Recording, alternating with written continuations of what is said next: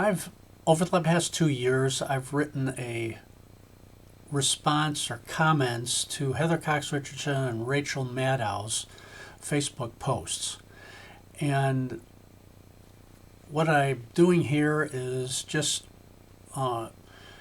preparing a video commentary on my November entries. So here we go. This one was to Heather Cox Richardson's response to November 1st, 2022. She talked about the fact that big business and the super rich still maintain purse strings on all or many of the Republican politicians that are currently in our state and federal legislatures. And so what I'm trying to do here is just tell you how I felt I had to respond.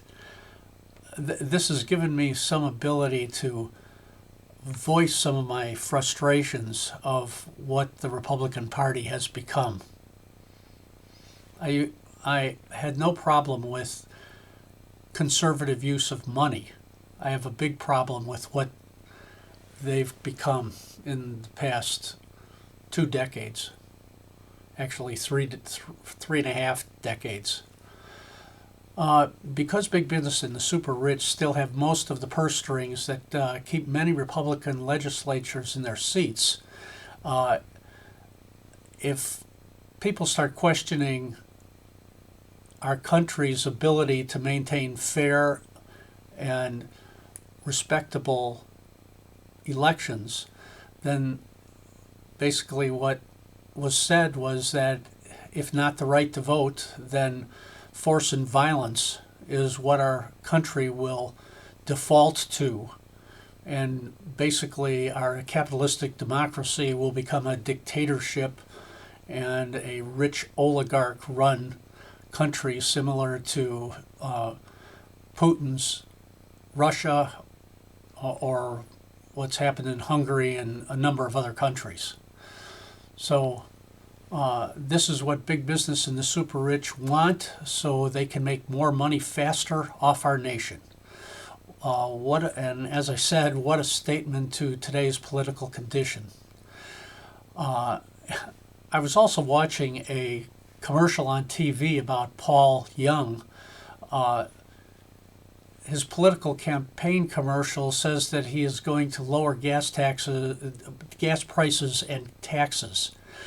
These are simply false, misleading promises only a crooked politician would make, then not follow through on them. Big oil is the only entity that can lower gas prices, and only when demand drops or supply increases.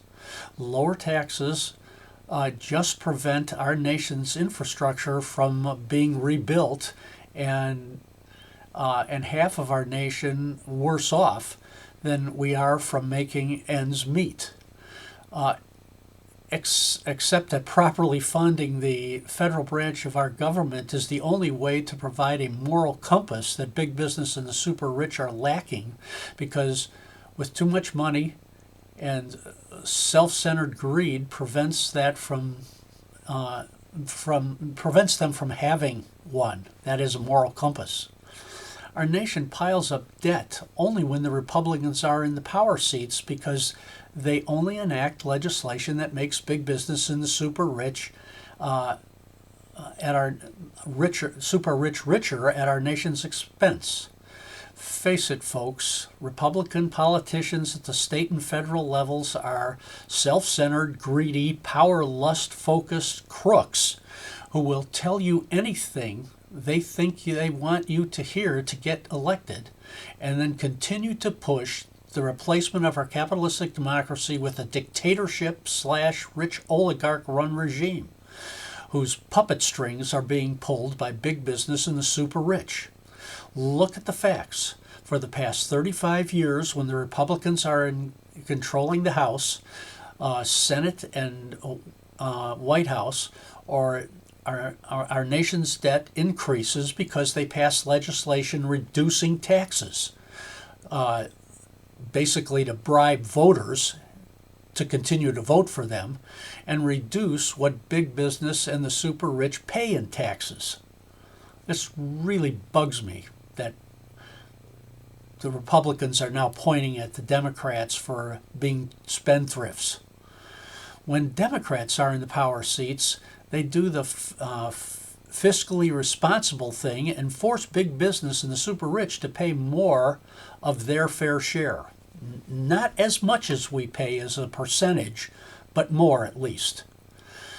Since the Biden administration and the federal legislatures took the power seats about 2 years ago, the national debt has been reduced by $1.4 trillion. Due to tax shelters that benefit only big business and the wealthiest, their wealth can increase multiple fold while they pay no additional taxes if they don't sell stocks or sell their property. When you include wealth gain rather than just yearly family income in the equation, the wealthiest 10% only averaged 8.5% in federal income taxes, while the rest of us average 20% of our wealth gain in taxes. If our tax codes were changed to look at wealth gain rather than just yearly family income, we would all be paying a federal tax of about 12% in federal taxes rather than the average 20 to 35% tax rate that we now pay. And basically, for a summary of my comments to Heather Cox Richardson, you can come to my Facebook page, which is www.facebook.com/al.forster.16. Okay, on November 3rd, I wrote, Republicans and their silence on Marjorie Taylor Greene's Jew hatred rhetoric really ticked me off. Many Republicans who still plan to vote the straight Republican ticket should be appalled by this hate speech, but unfortunately they are not. Our legal system is progressing at its own pace to prosecute the rampant crime activities Trump and the Republican Party have been involved with in the past few years. If the Republicans take the majority position in the House or Senate this election season, how will they attempt to squelch all that justice system activity? Because I guarantee you, they're going to try to do it. Again, it really ticks me off.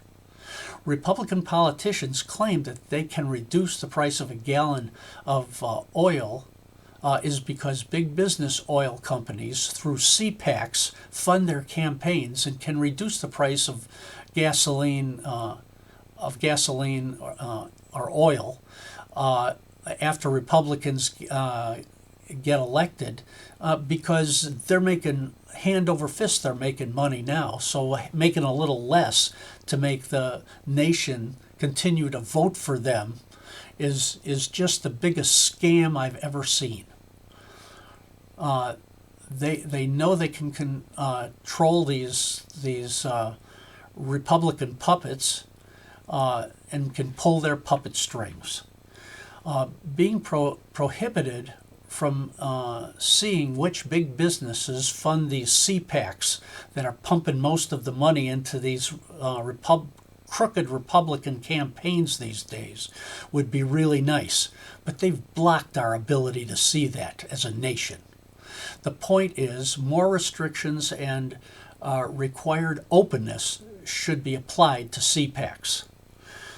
I, for one, would love to see enough civil lawsuits and class action suits against Trump and his entire organization so that they would be left in poverty, basically living under a Tulsa, Oklahoma overpass in cardboard boxes.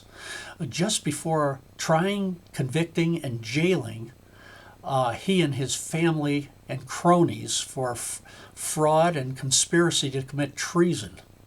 Now, how about throwing in some Republican legislatures, some Supreme Court justices, and their spouses as well?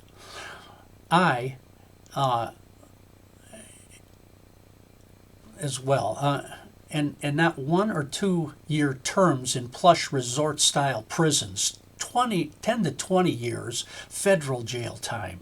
And if you don't have enough federal jail room left, consider reopening Alcatraz.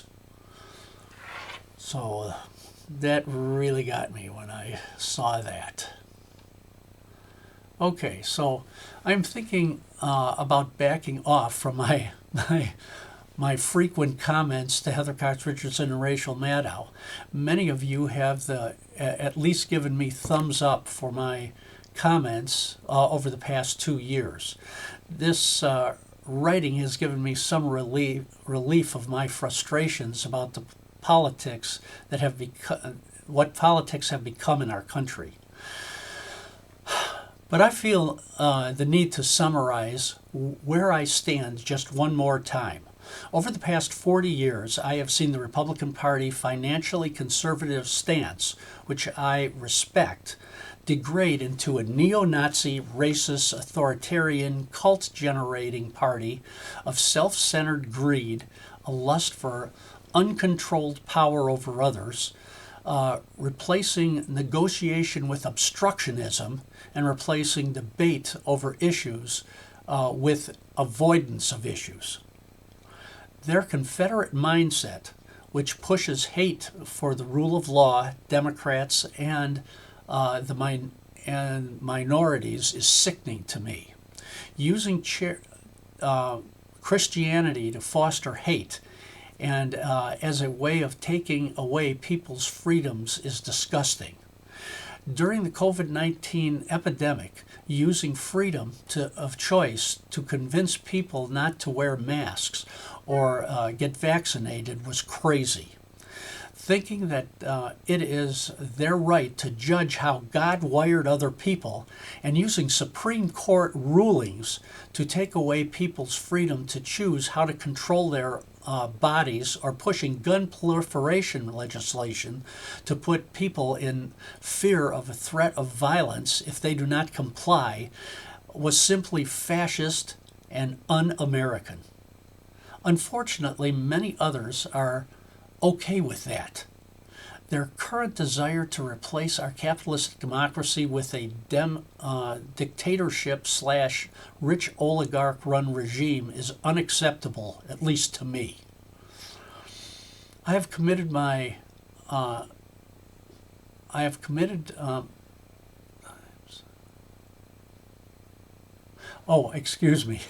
have commented many times that the 2017 Tax Reduction Act was the biggest bribe of our nation's voters ever perpetrated by a political party.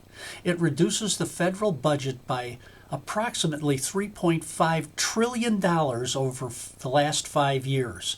It weakened our capitalistic democracy, reducing the federal branch's ability to balance capitalism with democracy and human freedom for all. I base this position on some easily calculated numbers. What are they? Well, here they are. You take 112 million households, had about a $3,300 more in spendable income through the $23,000 to $27,000 standard deduction. This also reduced most of the incentive for people to give to charities by reducing their taxes, while basically because you could take the standard deduction and not have to go through those other calculations. And it basically simply increased people's greed. The gross national product for the United States before the pandemic was approximately $22 trillion. About 12.5% of that was taxable gain. This reduced the business tax. The 2017 Tax Reduction Act also reduced the business tax from 35% to 23%, a 12% decrease. So the final calculation looks something like this. You multiply 112 million times 330,000 per family household, and you get $370 billion that left voters' pockets, basically left the federal budget. Then you take 0.125, which is the gain on the gross national product, times the 12% decrease in taxes for businesses, and you get that we removed from the federal budget and left in the pockets of businesses, but especially big businesses, about $330 billion. So the total from those two elements of the 2017 Tax Reduction Act was the removal of $700 billion per year from our federal budget, or over 5 years, because that's how long I think it's set to be enacted for. $3.5 trillion. This not only reduced the federal budget, but it weakened the federal budget so that that budget can no longer be the power balance between the capitalistic side of our democracy and the people/democratic side of our democracy. Yet, when the Democrats have tried to reestablish this capitalism-democracy balance, the Republicans state that they're spendthrifts. The reality is, the situation over the past 40 years has been that when Republicans are in power, the national debt soars. When the Democrats are in power, they act in a fiscally responsible manner, and the deficit gets reduced, and a big business and the super rich are forced to pay closer to their fair share of the federal taxes. Over the past year and a half, fiscally responsible policies have led to a $1.4 trillion reduction in our national debt. You can't overspend what you have in your checkbook, so why do Republicans think overspending our yearly income from taxes they can do? Well, basically they can do it because they can keep printing money. In our checkbook and in our personal finances, we can't do that.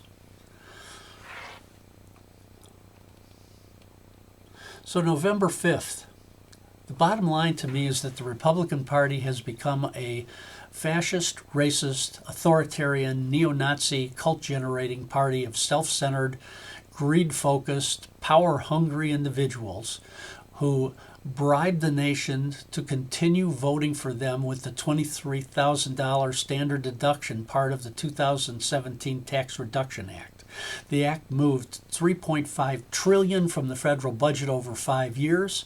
That one act also left $1.65 trillion of that money in the pockets of businesses, and mostly in the pockets of big business coffers, so that they could fund the latest fund propaganda against the Democratic candidates.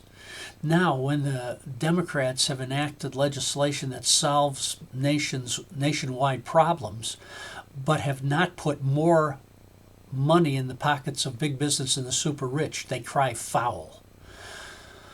Well, people, I will not be voting for any Republican-backed politician for quite some time. With the voter suppression and gerrymandering legislation they have already put in place, all of our votes will not be worth much going forward if we do not stop these neo-Nazis now. And passing laws in many states preventing women from controlling the destiny of their own bodies and making it a crime for doctors to help them get an abortion, basically gives the fetus more rights than women have. All these Republican-led state legislative actions have made women second-class citizens, very similar to how they were treated before suffrage some 100 years ago. I do not want our capitalistic democracy replaced by a dictatorship, rich oligarch-run regime. Pull off the bribe blinders that you've got on and get this Republican scum out of our state and federal legislatures. If you do not, you deserve everything these crooks intend to take from you and our nation in the future.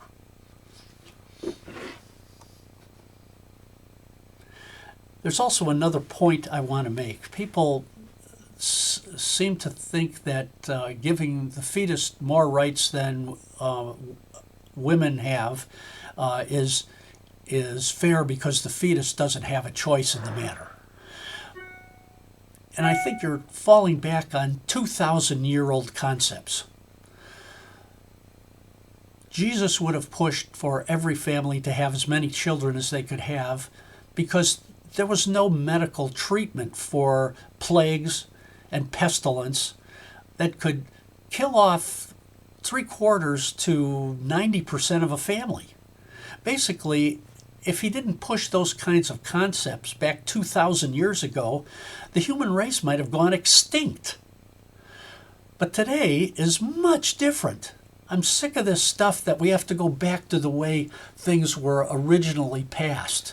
No, we have to consider the way things are now and use common sense and reasoning to solve problems today.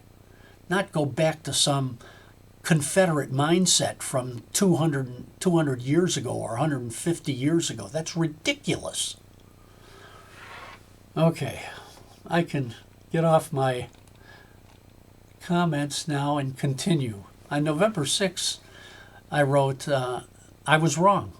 I thought Trump, DeSantis, and the Republican Party were the biggest threats to our democracy, but Elon purchasing Twitter might be bigger because Twitter has the ability of redirecting, misdirecting, lying to people, and nobody can do anything about it.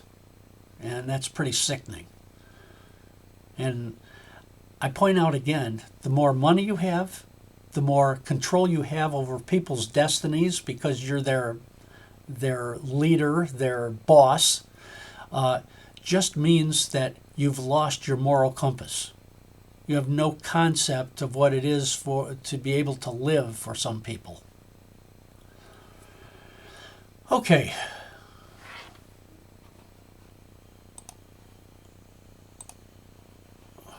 Okay, so I'm going to try to continue here. We're pretty close to the end.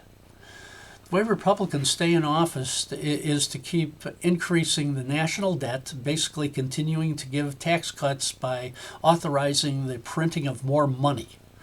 You can not do that with your money. Why should our government be allowed to do it with theirs? But these Republican con men have an agenda.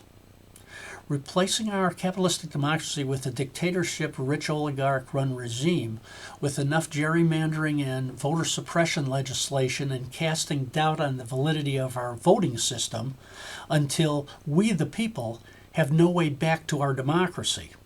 Then they will increase taxes on everyone except big businesses and the super rich and plunder our nation for all it's worth. Citizens, pull off the lower tax bribe blinders you've been wearing and see what these Republican crooks are trying to do. If everyone were forced to pay their fair share of taxes, people making less than $400,000 per year would pay a straight 12% tax rate on their income. Those making more than that, or about 1% of our nation's wage earners / wealthiest, would have to pay 12% of their wealth gain each year, which would include wage income and wealth gain from property and stock gain during the year as well. That would decrease taxes on 99% of us and force everyone to pay their fair share.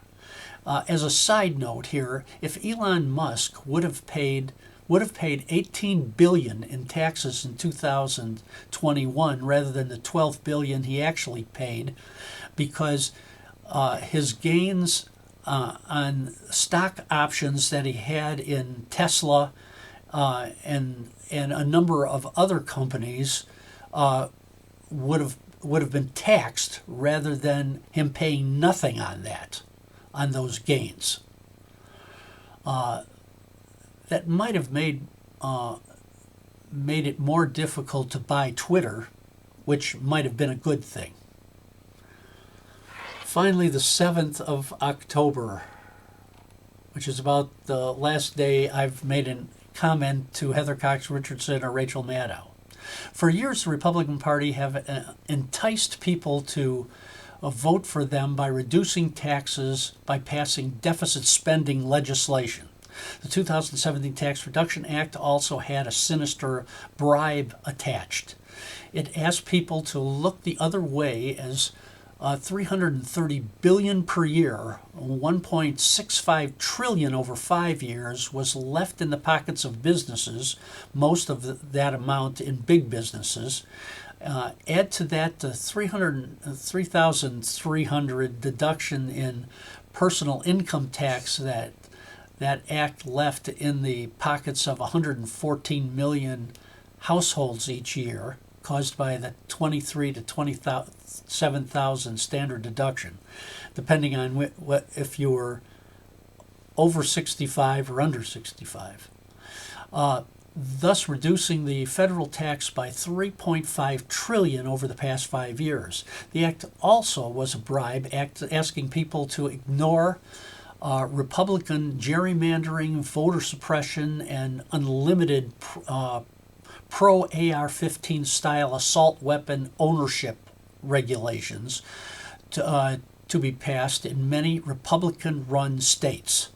The Republican agenda bribe also asked people to look the other way while these crooks created a far-right, well-armed militia of Trump/Republican cult followers to intimidate the rest of us to accept replacing our capitalistic democracy with a dictatorship/rich oligarch-run regime. And I put this in here one more time just because I feel it needs to be emphasized. What would 1.65 trillion mean for 50% of our nation's families who's making less than $75,000 per year? This is the amount that the Republican-pushed 2017 Tax Reduction Act has left in the pockets of businesses, and mostly big businesses, and super rich over the past 5 years. You take 1.6 trillion, or 1,600,000,000,000,000, and divide it by 57 million families, and what you get who have made 50% of our nation has made less than $75,000 a year. That amounts